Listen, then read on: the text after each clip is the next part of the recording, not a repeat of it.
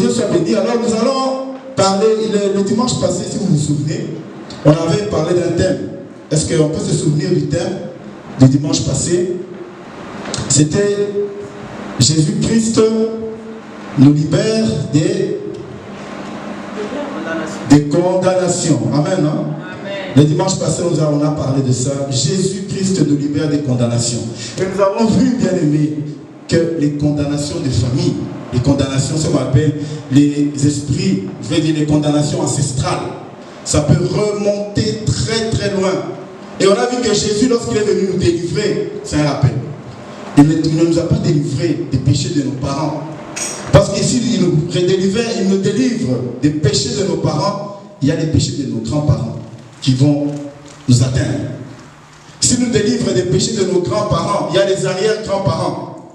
Amen. Hein? Vous vous souvenez de ça? On avait vu l'image hier. Est-ce qu'on peut remettre le PowerPoint? Il est là. Vous allez voir que le Seigneur, lorsqu'il est venu nous délivrer, il n'est pas venu génération après génération. Jésus est retourné jusqu'à la source, chez Adam. Amen.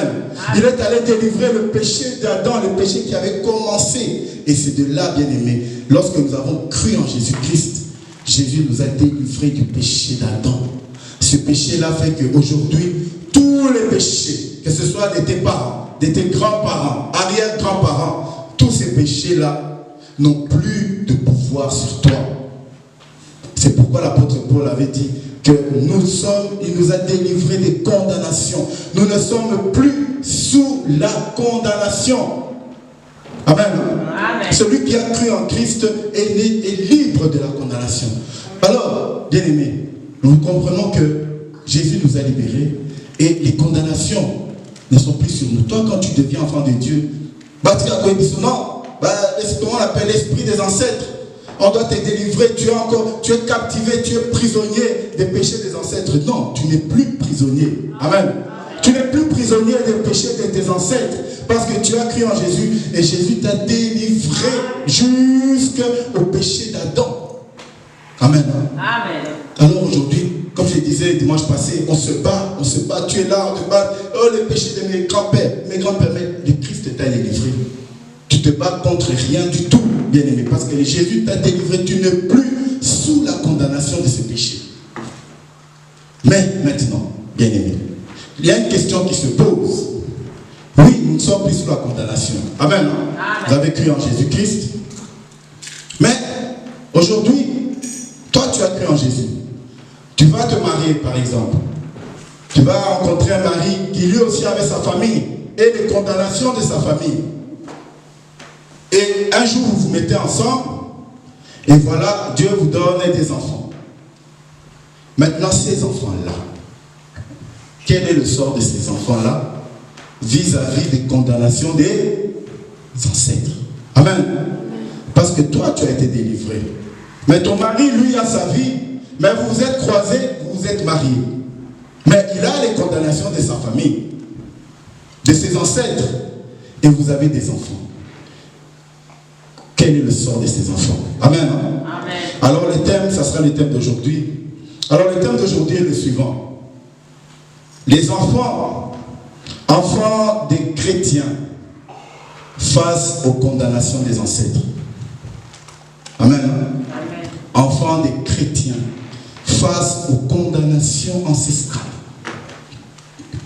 Bien aimé, on l'avait bien expliqué dimanche passé. Jusque-là, c'était clair. Hein? Amen. Hein? S'il y a des questions posées, parce que ce sont des sujets très importants, il faut qu'on y ait comment ça fonctionne dans le monde. Bien aimé, le monde spirituel n'est pas un monde, comment on appelle, un monde inventé de toutes pièces. C'est un monde qui existe. Donc nous devons connaître certaines choses. Et voilà, comme on disait, toi tu as cru en Jésus, tu as eu des enfants. On suppose que tu es dans la deuxième génération. Vous êtes mariés, maintenant vous avez des enfants. Toi, Dieu t'a délivré parce que tu as cru en Jésus. Mais peut-être ton mari pas, ou ta femme n'est pas délivrée. Bien aimé, quel est le sort de vos enfants? C'est une question qui se pose. Hein? Alors tu te demandes, est-ce que mes enfants sont sous les liens des ancêtres? Est-ce que mes enfants sont toujours liés, captifs, prisonniers des péchés? Ou pas? Parce que bien aimé, quelqu'un, je donne un exemple. Tu es chrétien et il y a... Amen. Hein? Amen. Donc, il il y a peut-être papa mais la maman ne prie pas. Ou alors c'est maman qui prie, papa ne prie pas. Alors, disons un peu, 1 Corinthiens chapitre 7, et nous allons lire, on ne va pas tout lire, hein, on va lire juste du verset, à partir du verset 12 jusqu'au verset 15. Nous allons écouter la réflexion de Paul, et je vais vous expliquer pourquoi Paul est en train de dire ça. Parce que c'est très important, bien aimé. Parce qu'aujourd'hui, nous nous marions. Toi, tu t'es sacrifié. Peut-être que tu n'étais pas encore marié. Tu allais Dieu à la prière, tu t'es attaché à Dieu. Et tu sais que Dieu t'a délivré. Mais tu vas rencontrer un mari qui, lui, dans sa vie, il n'a pas croisé Dieu. Ou il n'a pas marché avec Dieu. Quel est ton sort? Quel est le sort de tes enfants? Alors, prions. Lisons, papa. Épître aux Corinthiens, chapitre 1. Disons, chapitre 7, à partir du verset 12, oui. 1 Corinthiens 7, 12, il est dit, aux autres, ce n'est pas le Seigneur, c'est moi qui dis. Si un frère a une femme non croyante et qu'elle consente à habiter avec lui, oui, qu'il ne la répudie point. On peut avancer? Oui, on peut avancer. Et si une femme a un mari non-croyant et qu'il consente à habiter avec elle, qu'elle ne répudie point son mari. Oui, papa, une pause. Donc, vous avez compris ici déjà. Ça veut dire que si une femme, une servante de Dieu, une femme qui a cru en Jésus, a un mari qui ne prie pas, un non-croyant, qu'elle ne refuse pas d'habiter avec lui. Ça, c'est ce que l'apôtre Paul dit. Et la même chose, si un homme qui est croyant, et qu'il a une femme qui est non-croyante, qui ne dise pas non, comme elle est non-croyante, non, je ne vais pas habiter avec elle. Qui ne dise pas ça. Qui ne la refuse pas. Mais la raison. Lisons maintenant, oui, la suite. Papa, vous allez voir maintenant pourquoi l'apôtre Paul est en train de dire ça. Oui, lisons. Oui. Car le mari non-croyant est sanctifié par la femme, oui, et la femme non-croyante est sanctifiée par le frère. Ah, papa, pardon, avant de continuer. Donc ça veut dire que le mari non-croyant, le païen, comme il a épousé une femme chrétienne, grâce à cette femme-là, lui aussi, Dieu l'a pris, il le met à part. Ça veut dire le malheur qui veut t'arriver, Dieu te met à part à cause de cette femme. Il y a la mort qui veut arriver, Dieu te met à part à cause de cette femme. Amen. Et le contraire aussi. Ça veut dire le mari prie, la femme ne prie pas. Grâce à ta femme, toi, on te met à part. C'est là où les gens se trompent. Il va se dire, moi, Dieu est avec moi. Alors quand tu vas chasser la femme ou tu vas chasser le mari, c'est là où tu vas voir. Amen. Parce que tu étais mis à part à cause des chrétiens qui étaient à côté de toi. Vous voyez l'importance d'être chrétien. Maintenant, le sort des enfants, oui. Donc je disais, car le mari non-croyant est sanctifié par la femme, oui, et la femme non-croyante est sanctifiée par le frère. Oui. Autrement, vos enfants seraient impurs, oui, tandis que maintenant, ils sont saints. Ah, papa, on peut s'arrêter là. Or, il dit vos enfants. Donc je peux relire, hein, il dit sanctifiés par le frère, vos enfants seraient impurs, tandis que maintenant, les enfants sont saints. Maintenant, la question. Ça veut dire, toi tu es chrétien, ton mari n'est pas chrétien. Mais comme tu es chrétien, Dieu dit que, étant donné que toi tu es chrétien, ton mari ne l'est pas, même si Dieu le met à part. Mais tes enfants, vos enfants que vous avez eu ensemble, ces enfants-là sont saints. Amen. Hein? Amen. Ça veut dire quoi? Ça veut dire que les enfants que vous avez, ces enfants-là, bien aimés, ils ne sont pas sous la condamnation des péchés. Amen. Même s'ils viennent de ce papa-là, bien aimé, mais la présence de Dieu, la puissance de Dieu domine toujours les ténèbres. Amen. Hein? Ça veut dire la condamnation là qu'ils pouvaient avoir, ils ne l'auront pas parce que toi tu es là. Alors Dieu dit ces enfants sont saints. Mais si vous étiez tous les deux des pécheurs, tous les deux vous étiez des païens, Bobo Tibana, qu'est-ce que la Bible dit? Ces enfants seraient impurs. Ça veut dire que vous voyez les couples des gens qui ne croient pas en Dieu, qui vivent leur vie comme ils veulent. Un couple, nous vivons la modernité, ils ont des enfants, même si ces enfants sont beaux, même si ces enfants ont tout, même si ces enfants on leur a déjà acheté des maisons, des appartements d'avance, ces enfants-là, ils sont impurs. Hein? Vous imaginez que pourquoi ils sont impurs? Parce que les parents sont sous la condamnation des péchés. Le père, la mère est sous la condamnation des péchés. Amen. Ils se mettent ensemble. Tous les deux sont sous la condamnation de leurs péchés. Et les enfants aussi, automatiquement, ils viennent sous la condamnation du péché. Vous voyez l'importance d'être enfant de Dieu. Mais toi, comme tu es enfant de Dieu, même si ton mari, lui, ne croit pas en Dieu, mais toi, grâce à toi, les enfants là, ils ne sont pas sous la condamnation du péché. Amen. Ils ne sont pas sous la condamnation. Bien aimé, tel que vous êtes là, vos enfants ne sont pas sous la condamnation. Qu'on arrête, qu'on ne vous dise pas, non, on doit prier pour chasser l'esprit démoniaque de tes parents. Quels parents? Les parents qui sont chrétiens? Quel esprit? Des parents qui sont chrétiens. Bien aimé, faisons attention. Parce qu'on va nous raconter des choses dans le monde. Non, comment on l'appelle? L'esprit de... Comment on appelle ça? C'est quel terme qu'ils utilisent là? Les liens de famille. Pour qu'il y ait liens de famille. Tes parents sont chrétiens, enfant de Dieu. Tes parents sont chrétiens. Quel lien de famille? Tu n'as pas de lien de famille. Tu n'as pas. Ces liens de famille ont été brisés le jour où tes parents ont cru en Jésus. Tu es venu dans le monde. Lorsque tu es venu dans le monde, tu étais déjà mis à part. Les liens de famille n'ont pas de pouvoir sur toi. Mais maintenant, amen, maintenant, qu'est-ce qu'il y aura sur toi? Lisons un peu un texte. Dans Genèse chapitre 7. Genèse 7, verset 13 à 21. On ne va pas peut-être tout lire. Genèse chapitre 7, à partir du verset 13. Est-ce que jusque-là c'est clair? S'il y a des questions bien aimées, posez. J'aimerais bien qu'on pose des questions sur ce genre de sujet. C'est quand même très très très important. Genèse chapitre 13. Pardon, Genèse 7, qu'est-ce que j'ai dit? Genèse 7, verset 13 à 21. Ici, on va parler un peu de l'histoire de Noé. Ce qui s'est passé au temps de Noé. Amen. Écoutez, lisons d'abord le premier verset. Le verset... Oui, verset 1 d'abord. 7, 1, papa. Genèse chapitre 7, lisons d'abord le verset 1. Enfin, verset 1. Genèse 7, 1. Oui. Il est dit, l'Éternel dit à Noé, entre dans l'arche, toi et toute ta maison. Oui. Car je t'ai vu juste devant moi parmi cette génération. Amen. Amen, hein? Amen. Dieu, pourquoi Dieu a dit à Noé d'entrer dans l'arche? Parce que Dieu l'a vu comment? Juste. Amen. Donc, bien aimé, dans le monde, c'était le monde d'une génération.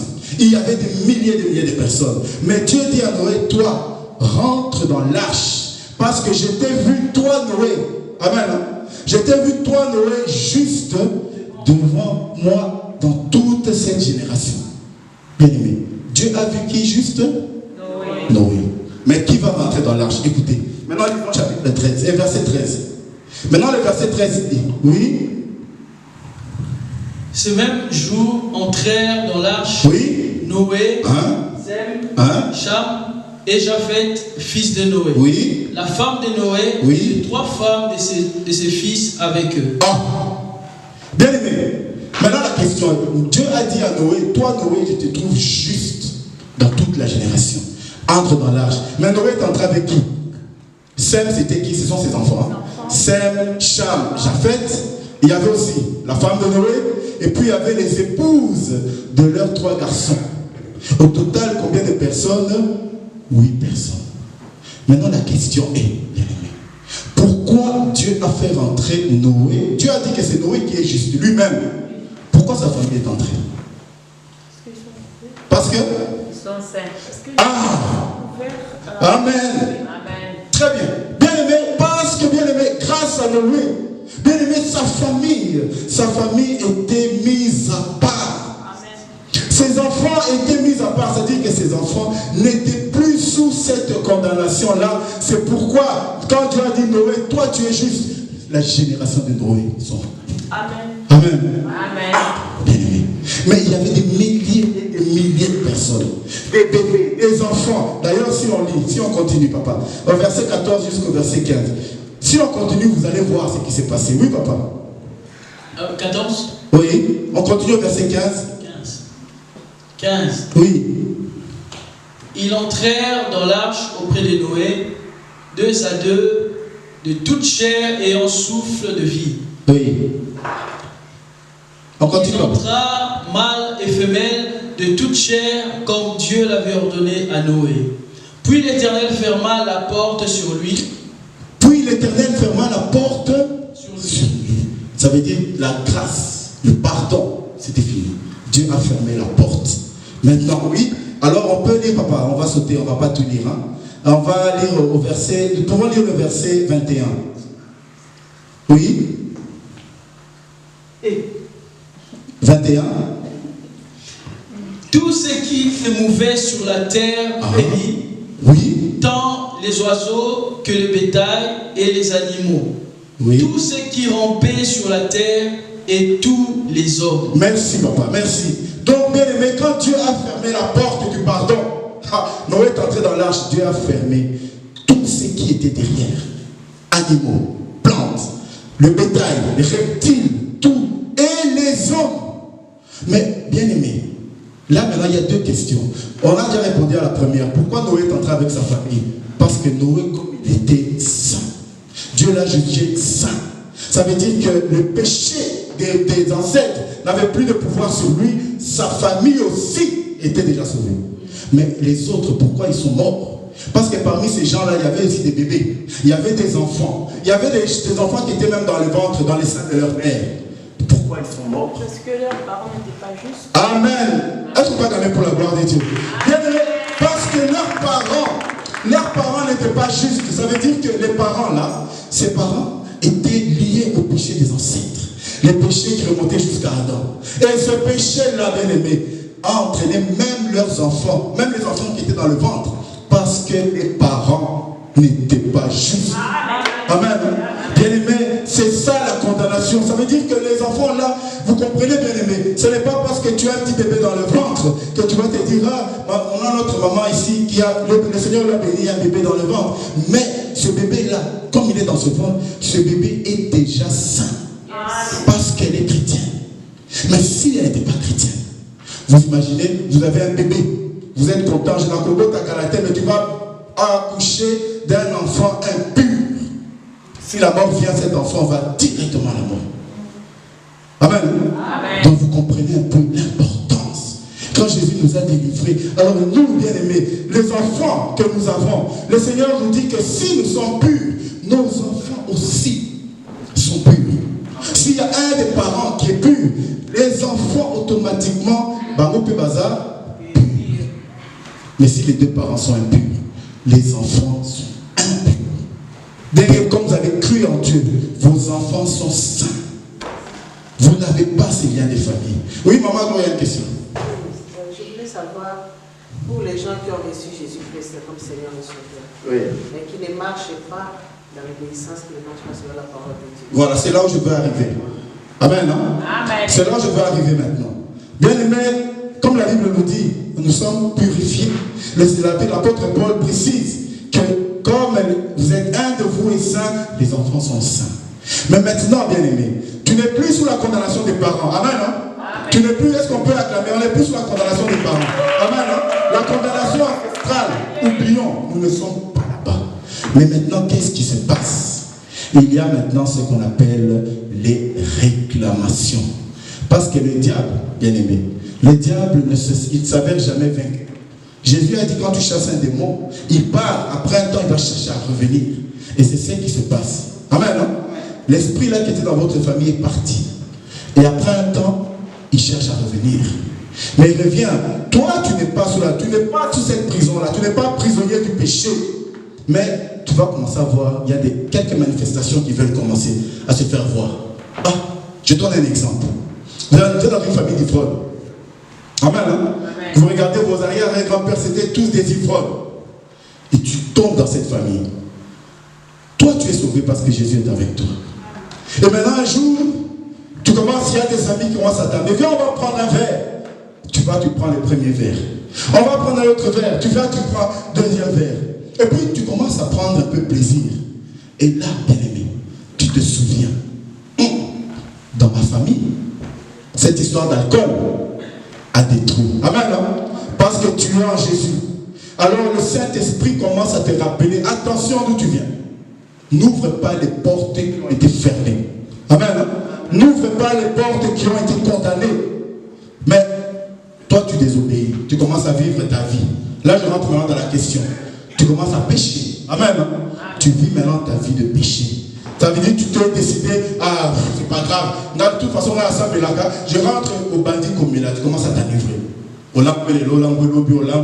Bien aimé, qu'est-ce qui se passe à ce moment-là? Qu'est-ce que tu vas faire? Tu vas ouvrir la porte qui était fermée. Amen. Est-ce que tu étais sous la condamnation? Non. Mais il y a eu cette réclamation et qu'est-ce que tu as fait? Tu as cédé. Bien aimé. Et là, ça devient pire. Là, ça devient pire. C'est-à-dire que cet esprit qui était là, qui avait trouvé un blocage, qui était, bien aimé, quand toi-même, là c'est toi, ce n'est plus la condamnation des parents. Là, on ne doit plus parler que l'on est condamné. C'est toi qui es en train d'ouvrir une condamnation pour tes enfants à toi. Amen. Hein? Les enfants ne sont plus sous la condamnation des parents, mais sous ta condamnation à toi. Parce que c'est toi qui as ouvert cette porte. Amen. Bien aimé, la vie du péché, là, c'est une vie, c'est-à-dire que tu fais rentrer un esprit qui va rester dominé dans la famille. C'est toi qui fais rentrer cet esprit. Alors que le Seigneur t'avait libéré. Est-ce que c'est clair? Amen. Bien aimé. Dans ce monde-là, avant, on dit que la famille là-bas, on regarde les jeunes filles vivre en abbé, une très mauvaise vie. Et toi, quand tu évolues, bien aimé, ça commence par des petites choses. Ça peut commencer juste par l'habillement.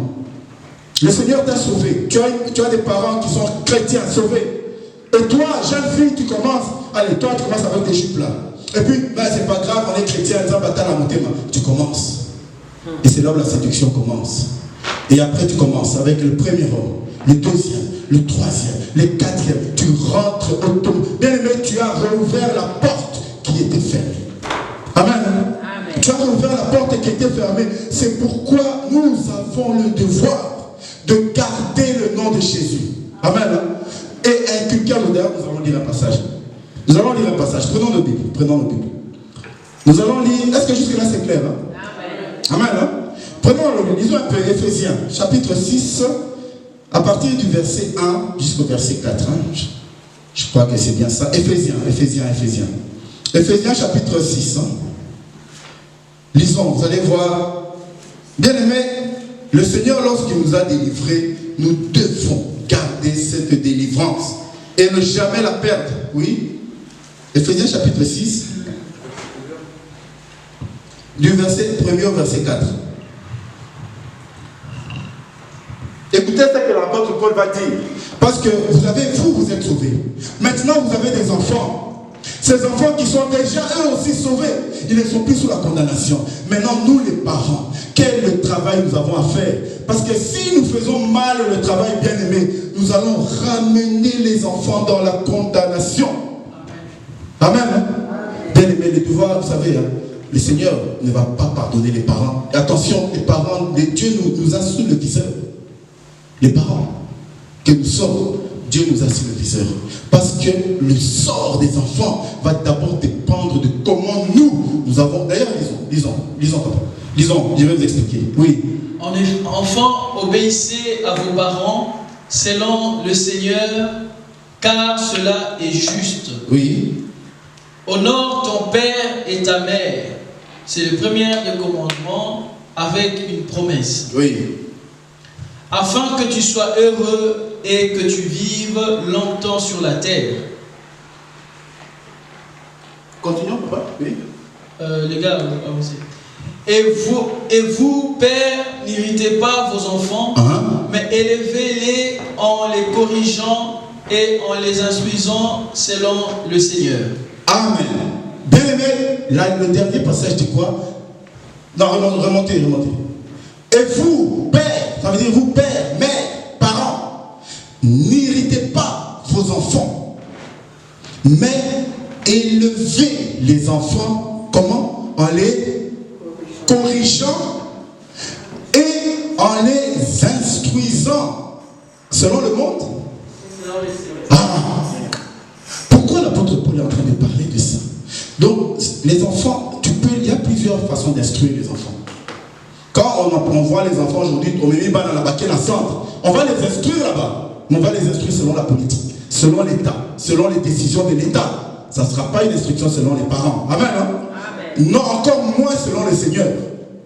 Mais lorsque tu as tes enfants à ta charge, le Seigneur te dit, tu dois corriger les enfants. Parce que les enfants bien aimés, un enfant qui naît, c'est vrai, il apprend. Lui, il va prendre une petite, tu vas dire, non, ce n'est pas grave, j'ai vu mes copines avec des jupes. Moi, si je veux prendre une petite jupe là, ouverte jusque-là, tu vas dire à ton enfant, tu vas la corriger. Ma fille, ça non. Mais tu ne peux pas faire ça. Pourquoi? Parce que la parole de Dieu nous dit ceci. Attention à la séduction. Attention. Tu vas la corriger selon la parole de Dieu. Amen. Hein? Et tu vas voir ton fils, il a des amis. Et les amis viennent là-bas avec, je ne sais pas, des cheveux n'importe comment. Ils viennent, ils s'habillent, ils voient des pantalons. Maintenant, d'ailleurs, c'est même pire. Donc, on porte des pantalons, c'est même plus pourquoi. Les pantalons est jusque là. Et lui, il vient, tu vas lui dire, non, corrige ça. Tu remets les pantalons normalement. Pourquoi? Parce que la décence appartient et aux femmes et aux hommes. C'est la parole de Dieu. Amen. Hein? Amen. Tu instruis les enfants selon le Seigneur. Parce que si tu ne le fais pas, qu'est-ce qui va se passer? N'oubliez pas que nous venons des condamnations des péchés. Alors ces condamnations-là, comme les condamnations ont perdu le contrôle de ta vie, qu'est-ce qu'ils vont faire? Ils viendront, ils vont réclamer. Ils réclament ta vie. C'est pourquoi on appelle ça des esprits de réclamation.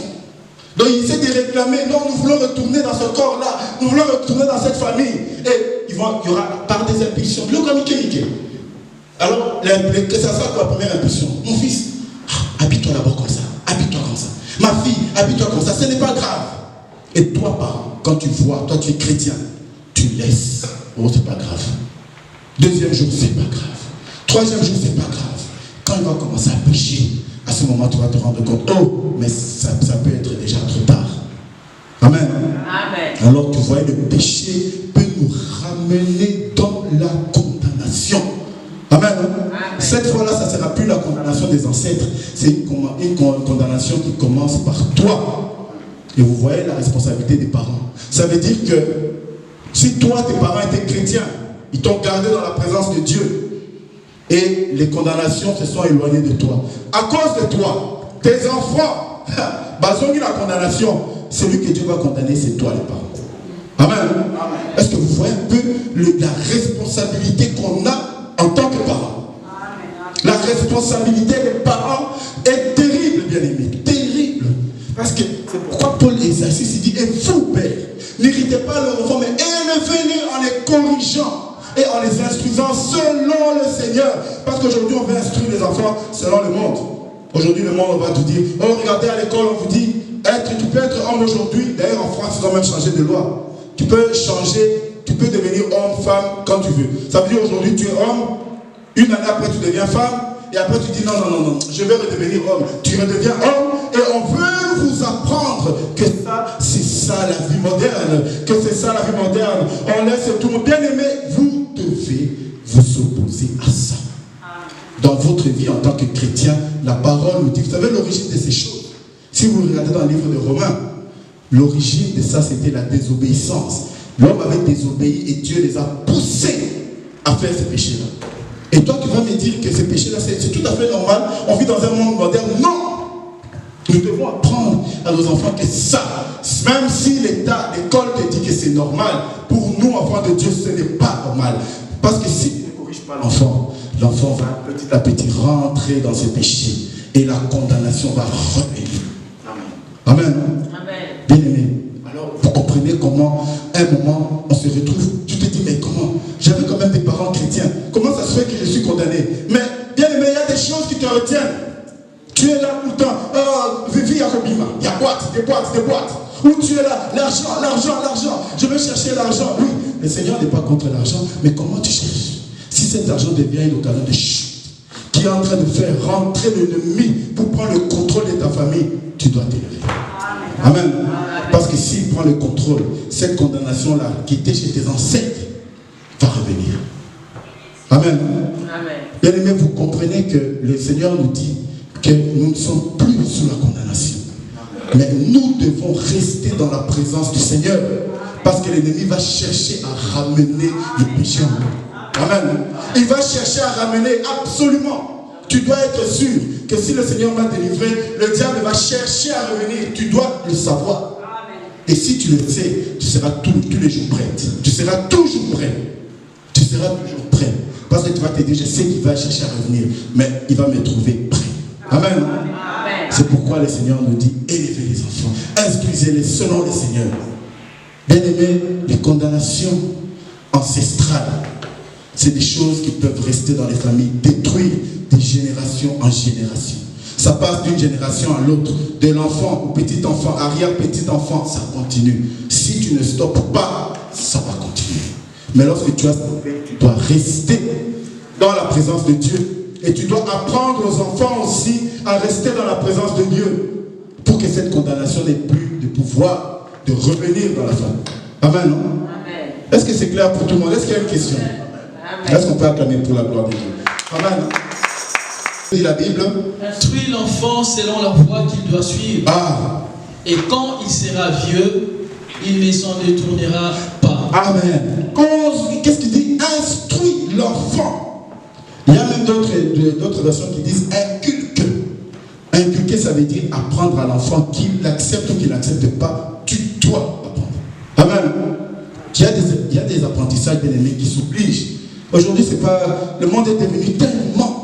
C'est-à-dire que même si l'enfant vient à l'école, tu vas faire tes devoirs. Oh, j'ai pas envie. Bon, c'est pas grave. Mais quand tu auras envie, tu vas faire. Ah bon? Toi, parent, bon, on va faire tes devoirs. Non, aujourd'hui, je suis fatigué. Tu le fais quand? Ah, j'ai vraiment pas envie. Je me sens pas aujourd'hui. Ça va, c'est pas grave. Va te reposer. Toi, parent. Amen. Les enfants, vous devez apprendre que les parents sont là pour vous instruire, pour vous inculquer la parole de Dieu. Amen. On doit inculquer, c'est-à-dire que ouvrir le cerveau de l'enfant, faire connaître Jésus, que l'enfant accepte ou pas, il doit connaître. Amen. Parce que la Bible nous dit que quand il sera vieux, il ne s'en détournera pas. Un jour, il va se rappeler de cette parole. Ah, on m'avait appris. Amen. Amen. On m'avait appris. Alors qu'est-ce que je vais faire? Laissez-moi m'attacher à Dieu. Je m'attache à Dieu. Parce que ce que je vois là, ce sont des réclamations. J'avais vu ça chez mon grand-père. J'ai vu ça chez mon arrière-grand-père. Moi, qu'est-ce que je dois faire? On m'a appris à m'attacher à Jésus. Je m'attache à Jésus. Amen. Amen. Bien aimé, nous devons faire attention. Parce que le péché, c'est-à-dire que tu prends l'habitude à certaines choses. Toi-même, tel qu'on est là, nous tous, nous savons ce qui dérange nos familles. Et nous savons où est notre faiblesse. Tout le monde le sait. Amen. Amen. Mais lorsque tu vois que dans ta vie, tu as toujours tendance à te rattacher à ce qui est ce péché-là, qui va t'éloigner de Dieu et qui va être une condamnation pour toi. Je suis en train de me rattacher à ça. Mais pas du tout, moi-même, je sens que je me rattache. Je sens que je me rattache. Tu sais, chez nous, vraiment, non, toi, ça la sérieux, mais je vois que moi aussi, je commence à ne pas être sérieux. Tu le sens. Tu dois t'arrêter. Amen. Amen. Tu dois t'arrêter et revenir au pied du Seigneur. Tu dois. Parce que si tu ne le fais pas, tu vas rétablir la condamnation pour tes enfants. Tu vas remettre cette condamnation pour tes enfants. Bien aimé, on doit faire très attention. C'est pourquoi le Seigneur va nous juger, les parents, on ne rigole pas. Le Seigneur va nous juger pour les âmes des enfants. Vous savez, les enfants aujourd'hui sont encore petits. La responsabilité spirituelle de ces enfants est entre nos mains. Amen. Amen. Le jour que les enfants grandissent, ils deviennent matures spirituellement, leur sort va dépendre d'eux-mêmes. Tu pourras prier pour tes enfants. Le Seigneur va leur faire grâce, il va leur mettre à part. Mais ce n'est pas pour ça qu'ils seront sauvés. Mais eux-mêmes doivent connaître Jésus. Amen. Amen. Mais tant qu'ils sont encore petits, tant qu'ils n'ont pas encore cet âge de maturité spirituelle, ils sont sous ta responsabilité. Amen. Je vais donner un exemple. Et on a Samantha qui est là, notre sœur Samantha est là. Nous avons notre sœur, notre maman Ange qui est là. Ce sont tous les enfants de maman Claudine. Amen. Amen. Samantha est là, elle est encore petite. Elle a été baptisée, c'est vrai. Et le Seigneur, elle a cru en Jésus-Christ. Mais elle n'a pas encore l'âge de maturité spirituelle. Certes, le Seigneur la protège.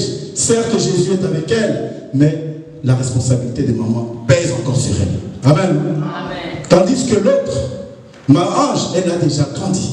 Elle a déjà la maturité spirituelle. Même si sa maman va prier, ça va la mettre juste à l'écart, ça va la mettre à part. Mais ce n'est pas ça qui va la sauver. C'est elle-même qui accepte Jésus-Christ.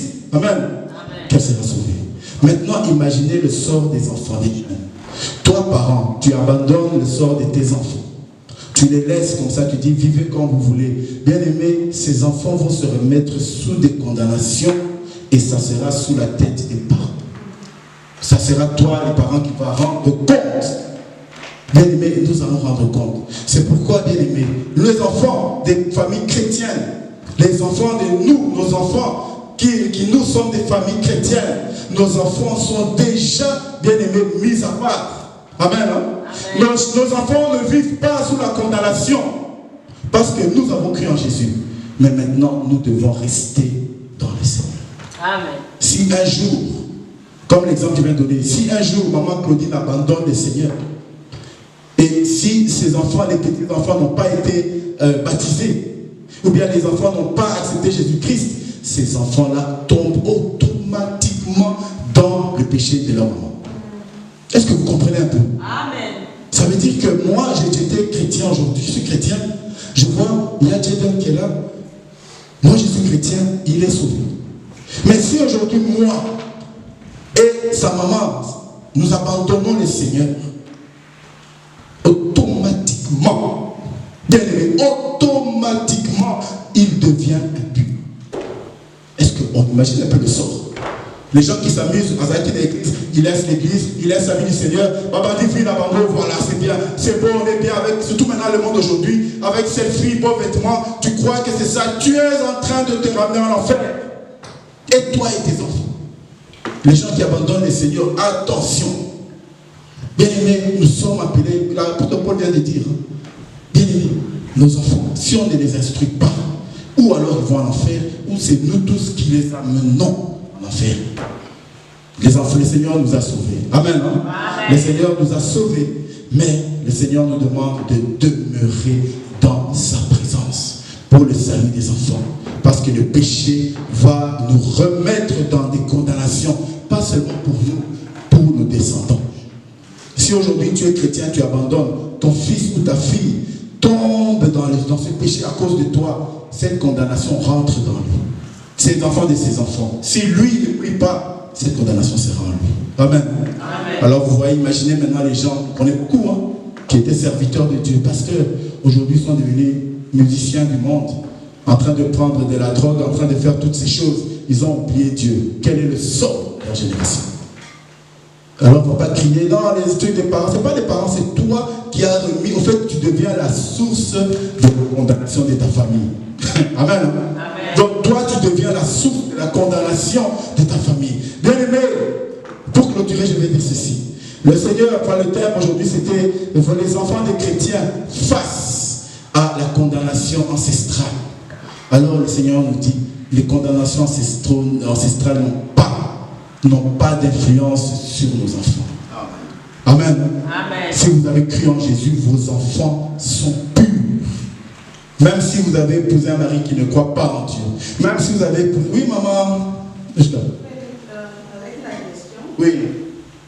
Comme aujourd'hui que papa, parce qu'on parle maintenant, mais tout va dans sauver. Oui. Et à un moment aussi, ma parent va fouiller la porte. Oui.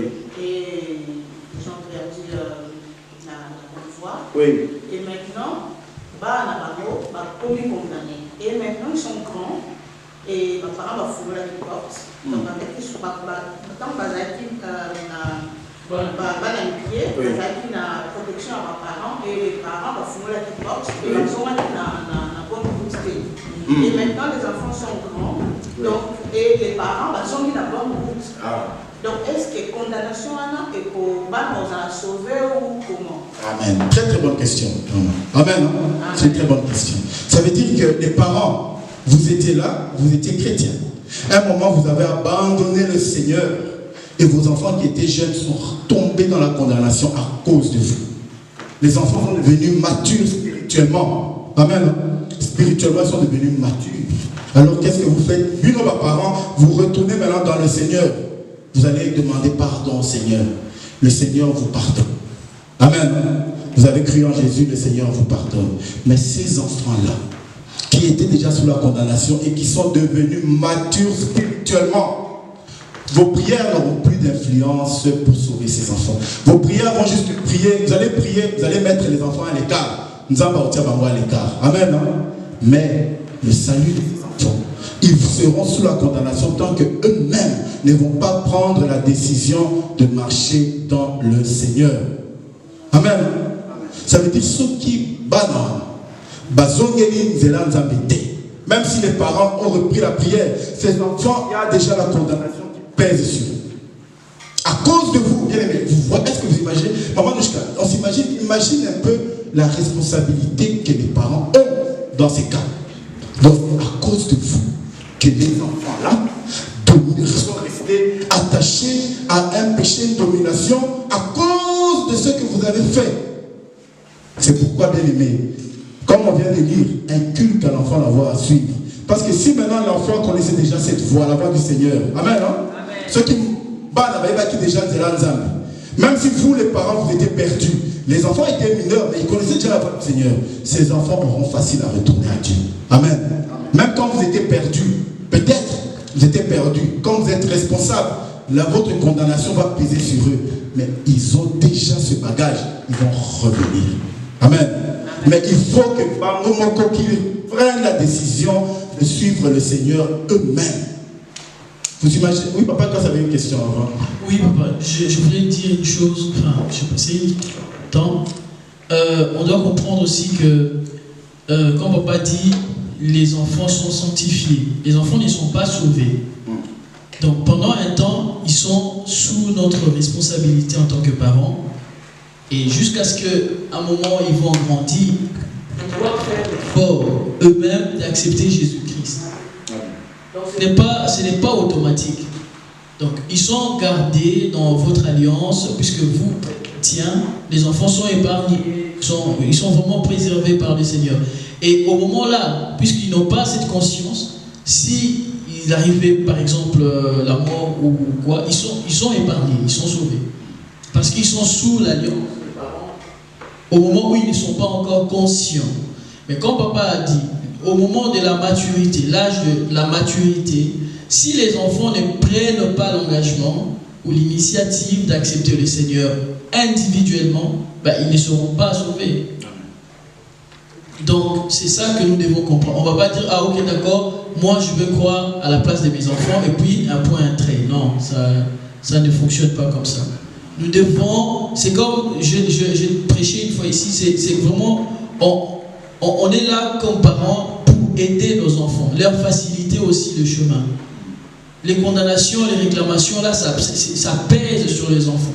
Mais lorsque nous marchons dans le voie du Seigneur, c'est comme si on éloignait vraiment ce poids sur eux. Et les enfants sont légers et ils vont marcher plus rapidement.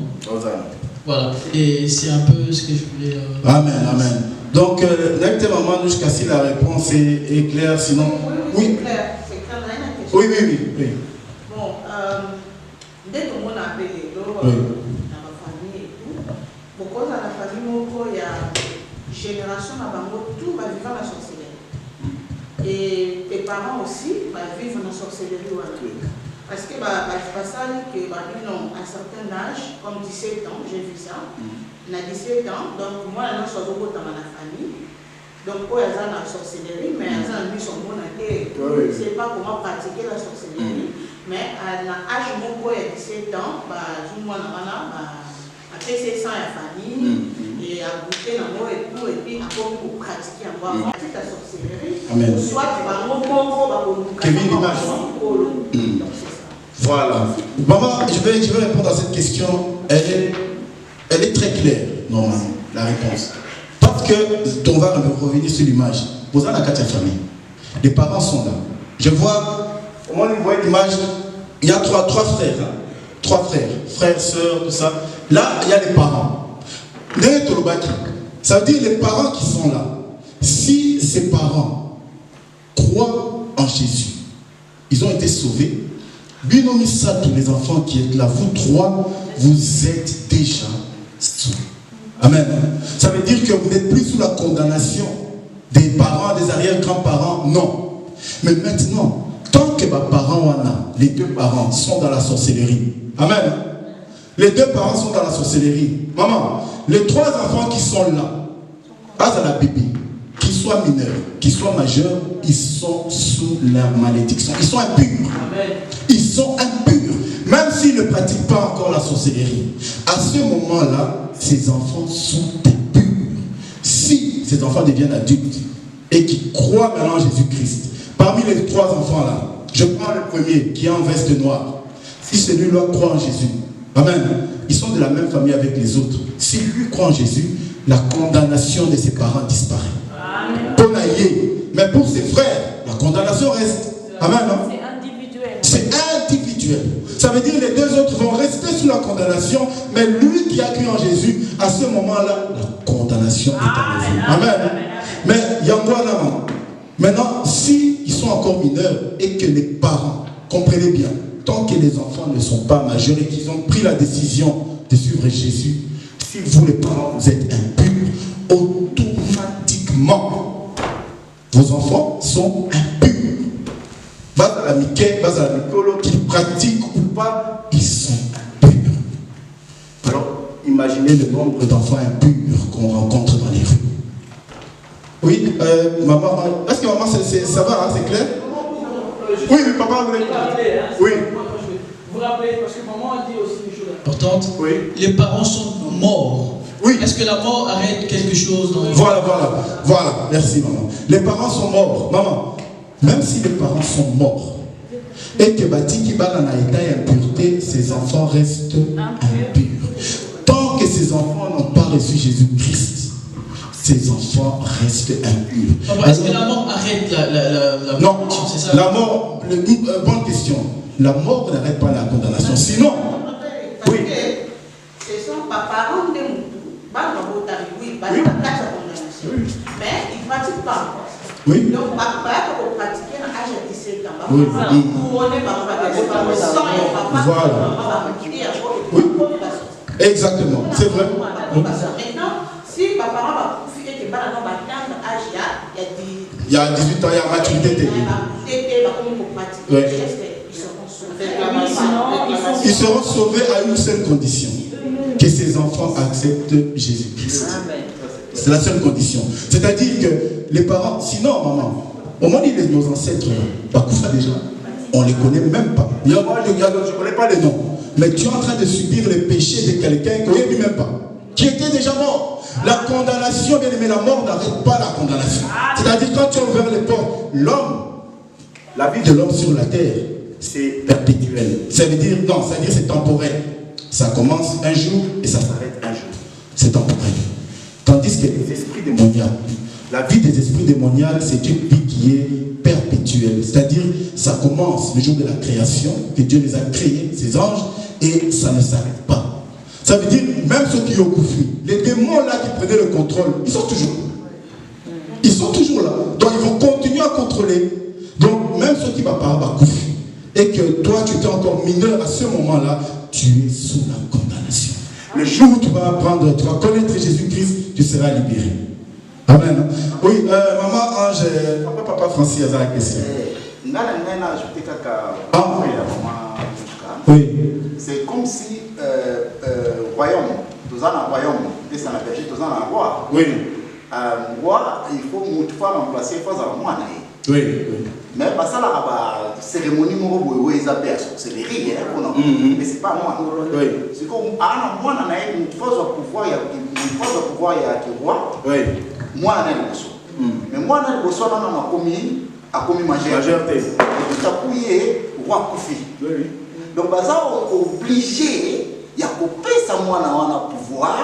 Parce qu'il y a des fils nés, même si malgré tout, comme nous, majorité, comme papa n'a pas fait avant, donc automatiquement, il faut pas payer ça. Transmettre.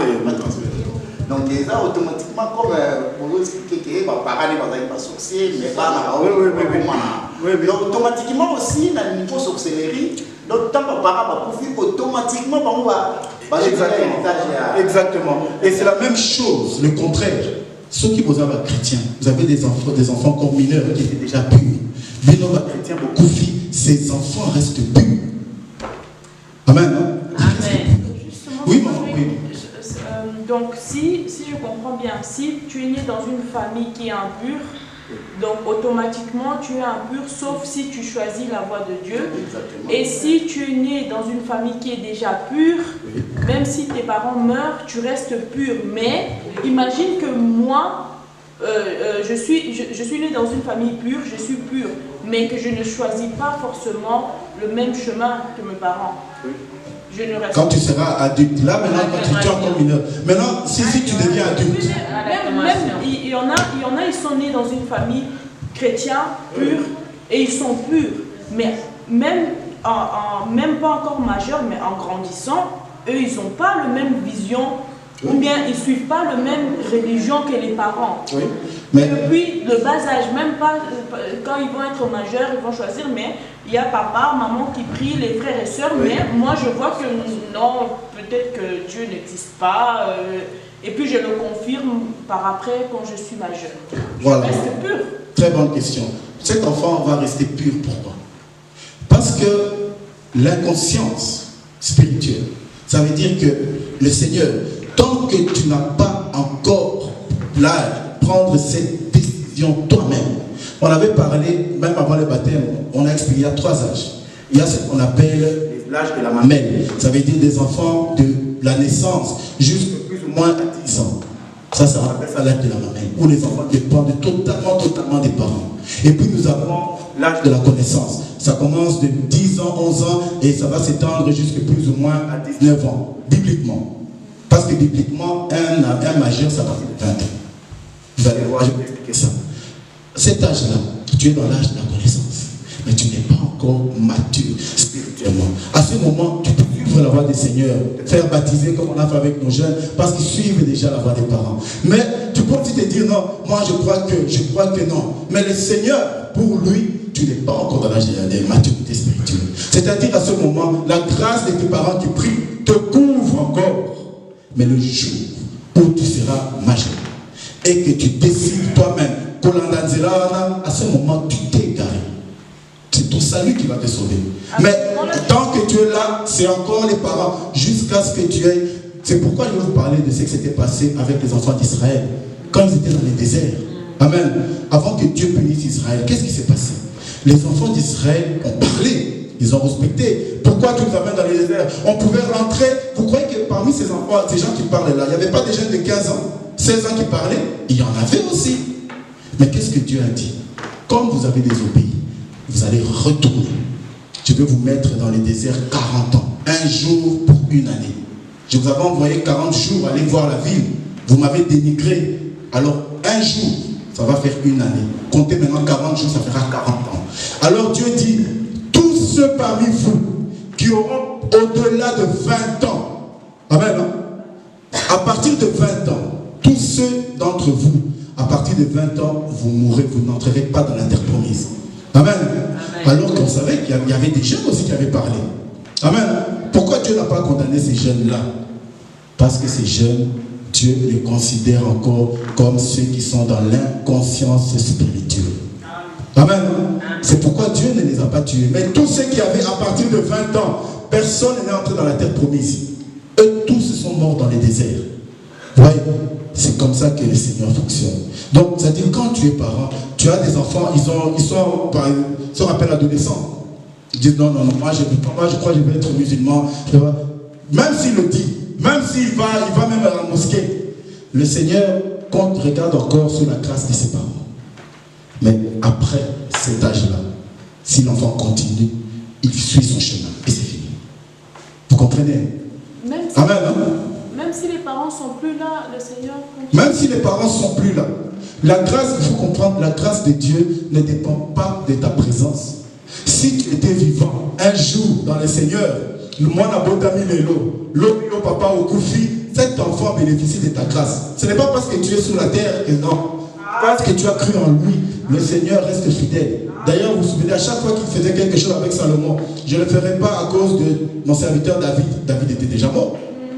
Je ne le ferai pas à cause de son père. Vous voyez? Donc, si tu as la grâce de Dieu, tes enfants sont protégés jusqu'à la maturité. Dieu ne les condamnera jamais tant qu'ils ne vont pas dépasser cet âge. Oui, maman. Donc, bateau, parfois, tout le monde a 40 ans. Oui. Et ça dit qui âge à maturité. Oui, oui. Mais après, il y en a été. Quand ça, la ambiance, il dit parfois que non, moi, je ne peux pas prier parce que ma mère ou bien mon père prie pour moi. Donc, on a l'envoi de la tête. Donc, on ne peut pas penser comme ça parce que bateau créer propre péché dans le moment où soit là. Parce qu'il y a des gens qui disent comme ça. Oui, il y a des gens qui disent même si la mère pense à la parce que ma mère prie pour moi. Donc, alors, parce que maman a prié. Il a 40 ans. Voilà. Alors voilà ce qui se passe en réalité. Dieu vient. Voilà ce qui se passe. Moi, il va croire ça la bombe. Qu'est-ce qui se passe en réalité, maman? C'est très important ce que tu dis. Parce qu'on entend ça tout le temps. Tout le temps. Voilà quelqu'un qui. On est là. Amen, non? Lui, il dit que voilà, moi je suis son père, lui c'est le fils. Il a déjà 40 ans. Il dit que non, papa a prié pour moi, maman a prié pour moi. Ok. Moi, à chaque fois que je vais prier pour lui, Dieu, qu'est-ce qu'il fait? Il le met à part. Il y a un malheur qui vient, Dieu le met à part. Ça ne va pas t'atteindre. Amen. Et donc, comme Abbé Zoya, Dieu va te protéger. Il te protège grâce à la prière des parents. Et ce n'est pas seulement les parents. Même si tu pries pour quelqu'un que tu ne connais pas. Je vois un voisin, je prie pour lui. Dieu fait la même chose. Il le met à part. À cause de mes prières.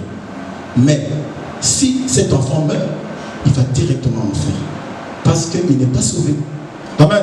Donc, pourquoi cet enfant n'est pas sauvé? Parce que même si Dieu le met à part, l'enfant est sous la condamnation. C'est-à-dire qu'il vit dans le péché. Ce péché est en train de le condamner. Amen. Donc ça veut dire qu'il est rongé par ce péché. Et lui-même s'est mis dans la condamnation. Mais il croit que c'est la prière de ses parents qui va l'emmener au paradis. L'Okuta. Amen. Merci de partir. Merci. Amen. Donc la prière de ses parents ne font que le mettre part. Ça veut dire que quand son père, sa mère prie pour lui, que le salut se rapproche de lui. Que le salut se rapproche de lui. Il rapproche le salut de toi. Ça veut dire si le salut était à la route, petit à petit le salut arrive là. Maintenant à toi de faire un pas. Tu arrives au côté de la Katia. Oui, mais vous disiez que tu dois choisir quand tu es dans l'âge de la maturité, mais imagine que tu meurs à 5 ans ou que tu n'atteins pas cet âge-là, alors c'est comme si tu vas en enfer en fait, parce que le gars il dit que si tu n'es pas baptisé, tu ne choisis pas de suivre Jésus comme Seigneur et Sauveur, ben, tu ne seras pas sauvé. Et il y en a qui disaient, mais alors si tu n'arrives pas à cet âge-là et tu meurs avant, ça veut dire que tu vas en enfer, tu n'es pas sauvé. Voilà, ça c'est une question qu'on a déjà répondu à la question. Amen. Hein? Pourquoi? Bien aimé, si les parents prient, qu'est-ce qu'on vient de dire? Si les parents prient, vos enfants sont qu'ils soient baptisés ou pas. Ces enfants sont saints. Le baptême catholique, bien aimé, je vais souligner quelque chose. Parce que c'est vrai, on peut condamner les catholiques s'ils veulent. Mais le baptême, ça reste d'abord un acte de conviction. Amen. Hein? Celui qui se fait baptiser, qui croit qu'il est mort et ressuscité avec Christ, cet homme-là ou cette femme est sauvé. Amen. Mais dans l'église catholique, ils ont la conviction qu'ils sont baptisés dans le Seigneur. Ils ont cette conviction. Alors, Jésus, quand il était sur la croix, l'homme qui était à sa droite, amen, hein? Ce brigand, il est allé au ciel. Amen. Hein? A-t-il été baptisé? Non. Est-ce qu'il avait même suivi un cours, je ne sais pas, biblique ou peu importe, je ne sais pas? Il a dit seulement, je te reconnais comme Seigneur. Il a été sauvé. Vous devez comprendre que le baptême, c'est d'abord une histoire de conviction. Nous faisons le baptême selon ce que la parole de Dieu nous dit. Mais si celui qui va à l'église catholique croit au fond de son cœur que ce qu'il a fait, pour lui, ça le rapproche de Jésus. Il est sanctifié par ça. Il est baptisé. Bien aimé, ce n'est pas parce que tu vas lui dire que tu n'es pas entré dans l'eau que le Seigneur va le rejeter. Non. Non. Ça, c'est l'erreur que nous faisons à les églises évangéliques, peu importe tout ça. C'est disant que voilà, oui, parce qu'on ne l'a pas mis dans l'eau. Mais bien aimé, si cet acte de conviction qu'il a eu, pour lui, ça le suffit. Mais maintenant, est-ce que c'est ça nos voyons? Parce que s'il a été baptisé et qu'il ne marche pas dans le Seigneur, il ne sera quand même pas sauvé. Et toi qui as été baptisé dans l'eau, si tu ne marches pas dans le Seigneur, tu ne seras quand même pas sauvé. Amen. Donc, vous devez comprendre que le baptême, c'est d'abord un acte de foi. Amen. C'est d'abord un acte de foi. C'est pourquoi les catholiques, on n'a pas à les juger en disant que voilà, comme ils font ça, ils se rendent directement en enfer. Vous croyez que tous les catholiques ils rendent en enfer? Mais donc, du coup, ils ne seront pas sauvés. Si ils ont cru à leur baptême et qu'ils ont marché dans la crainte du Seigneur, ils seront sauvés. Mais parce que selon eux, ils marchent dans la crainte du Seigneur, mais... comme ils sont baptisés. Non, pas comme sur comme tu es né dans oui, ça, dans le tu as été oui. baptisé bébé, tu as appris à prier, oui. Tu as appris comment prier Maria, le Saint Paul, oui. Et tous les trucs, catéchisme et tout et tout. Oui. Et pour toi, c'est ça le bon chemin que tu es en train de suivre. Oui, c'est la conviction qu'il a. La conviction que tu es en train de suivre, c'est que la Bible te dit de faire et tout et tout. Oui. Donc, ces gens seront sauvés. Le Seigneur va sauver tous ceux qui vont marcher dans sa présence, selon la parole. La parole nous dit que tu ne seras pas idolâtre. Et croyez-moi, dans l'église catholique, il y a beaucoup qui ne sont pas idolâtres. Moi, j'étais catholique, j'ai jamais été devant la statue de Marie, parce que je ne croyais pas à ça, alors que j'étais catholique. J'étais même servant de messe. Mais ces trucs-là, ça ne passait pas. Je disais, pourquoi je veux m'incliner devant une statue? Tu vois? Et aujourd'hui, dans l'église catholique, il y a aussi des enfants de Dieu qui sont là. Même s'ils sont là dans cette église, ils ne sont pas dans l'idolâtrie. Tu vois? Donc il faut savoir que Dieu a ses enfants partout. Alors, ce n'est pas seulement l'acte du baptême qui va faire qu'il soit sauvé ou non, non. Mais c'est sa pratique. Quelle est la conviction de son cœur?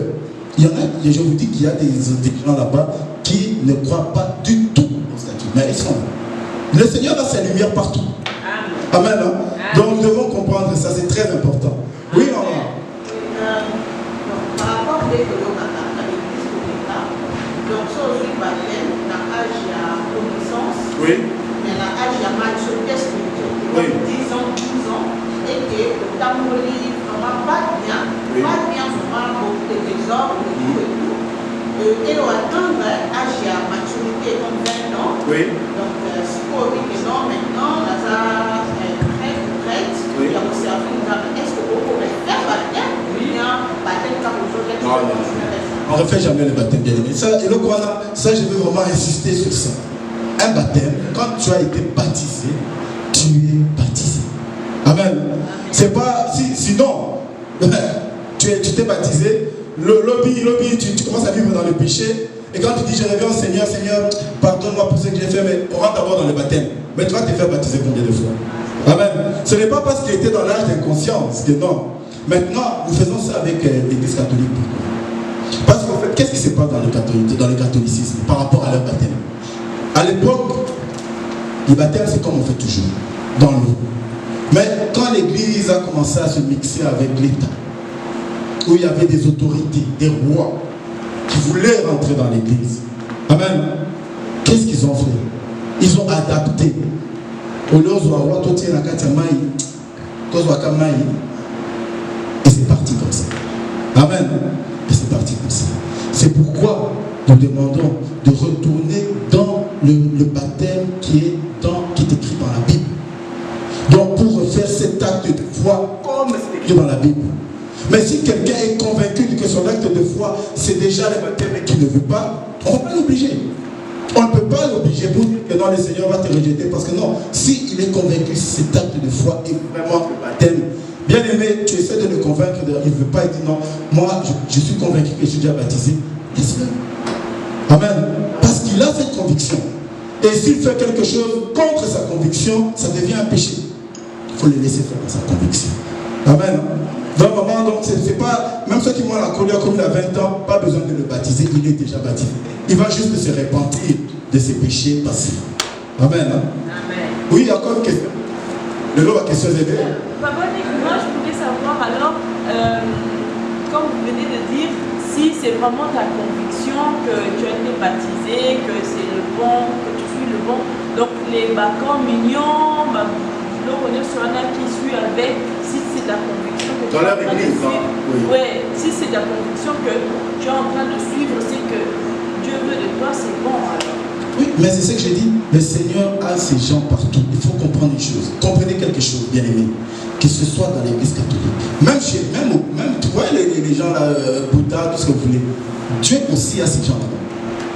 Même dans l'islam, où on va pas. Dieu aussi a ce véritable enfant là-bas. Amen. Hein? La lumière de Dieu ne c'était pas seulement dans les églises évangéliques. Qu'on se trompe pas. Amen. Hein? Vous croyez que dans l'eau, quand on va appeler les enfants de l'eau, on commence à voir Bissoana, ADJC, Cité, Bethel. Donc vous voyez seulement les gens sont dans l'église évangélique. Vous vous trompez.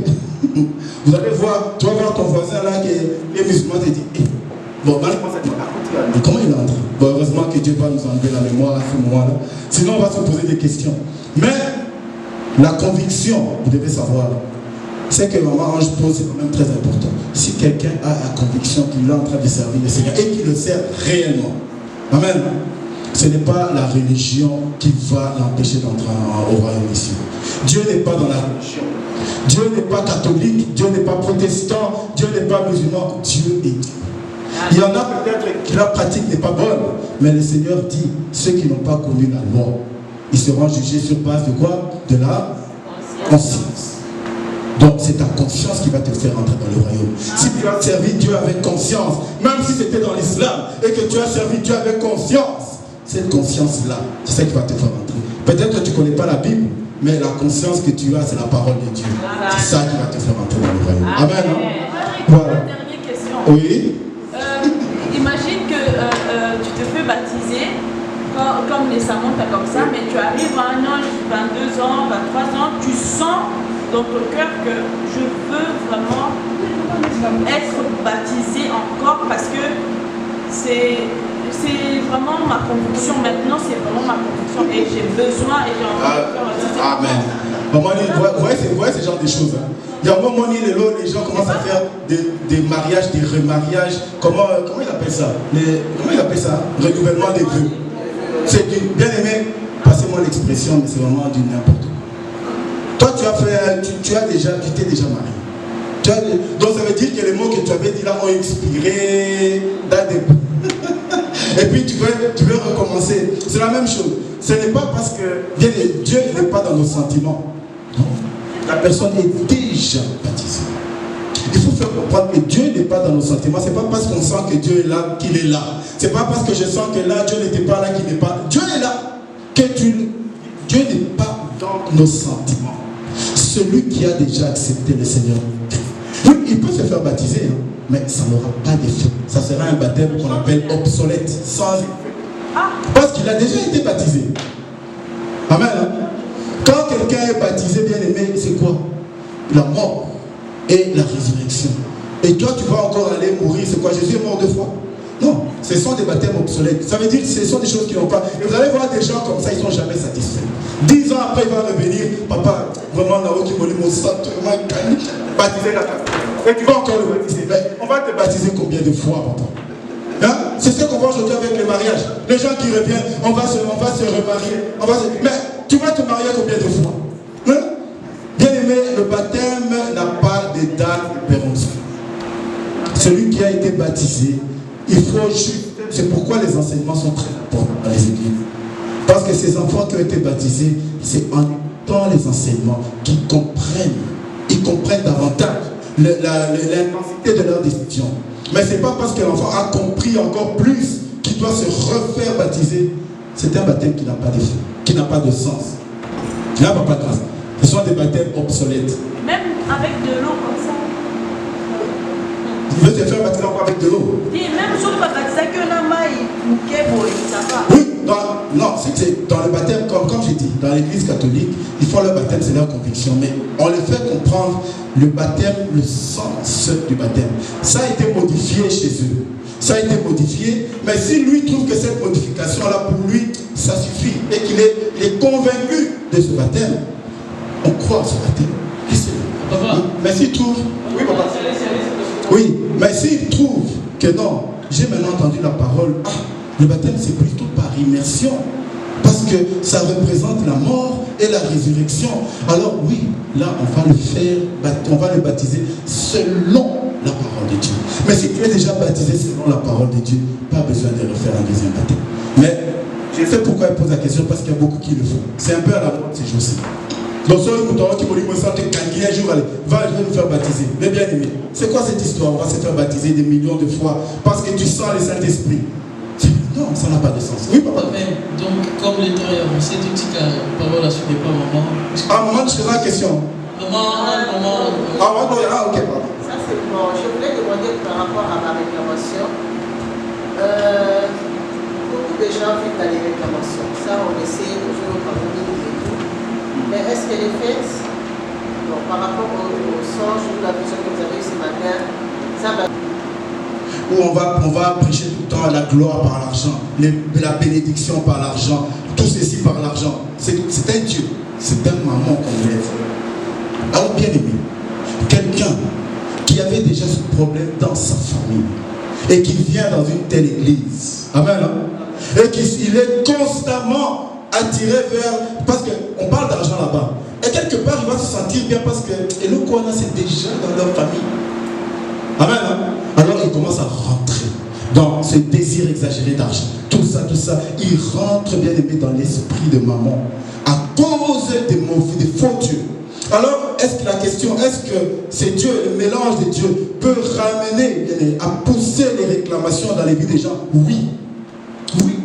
Parce que si vous êtes dans une église, bien aimé, où on n'élève pas seulement le nom de Jésus, on élève d'autres dieux que Jésus, bien aimé, ce sont des esprits contraires qui viennent se mettre en opposition constamment. Et les gens sont exposés à ça. Vous êtes exposés à ça. Alors ça dit, quand on est en train de prier, vous vous mettez en prière dans l'église, mais vous priez pour quel esprit? Parce que le Seigneur ne se mélange pas avec les gens. Amen. L'Esprit de Dieu ne se mélange pas. La Bible nous dit, quand Jésus est devenu péché, l'Esprit de Dieu est parti. Et il a crié, Seigneur, Seigneur, pourquoi m'as-tu abandonné? Parce que l'Esprit de Dieu ne se mélange pas avec les mauvais esprits. Mais ce que nous faisons aujourd'hui, quand on voit ces églises-là, où on mélange le Dieu de ceci, le Dieu de certains anges, vous savez que les anges, on ne prie pas les anges. Aucun ange ne se fait adorer. Si un ange se fait adorer, c'est un ange de Satan. Amen. Si vous entendez qu'il y a un ange qui se laisse adorer, c'est un ange déchu. Alors quand on adore les anges déchus, l'esprit des terres, on va vous citer des noms bien aimés, il n'y a que le nom de Jésus. On n'a pas besoin d'entendre un autre nom. Alors ces esprits-là, bien aimés, oui, ça ramène, bien aimé. Tu ne seras pas, même si tu n'étais pas sous la condamnation, mais quand tu arrives dans ces lieux-là, qu'est-ce qui va se passer? Ces esprits-là reviennent, ils viennent te réclamer. Ils viennent réclamer et ils vont t'amener, bien aimé, en fait. C'est pourquoi Jésus a dit cette parole. Si un aveugle conduit un aveugle, où est-ce qu'ils vont tous les deux? Dans un... Parce que l'aveugle, bien aimé, c'est celui qui n'a pas la notion du salut, de la lumière. Il marche dans les ténèbres. Toi aussi, si tu es dans un tel endroit, tu vas être ramené dans les ténèbres. Et vous allez tous dans la fête. Amen. Alors, bien aimé, attention pour tout ce qui est des réclamations des familles. Lorsque vous sentez la réclamation, levez-vous dans le nom de Jésus. Qu'il n'y ait pas un autre Dieu entre vous. Parce que s'il y a un autre Dieu là, il va vous pousser à rentrer encore dans les réclamations et à vous recondamner pour que vous soyez condamnés, vous et vos familles. Amen. Hein? Voilà, que Dieu vous bénisse.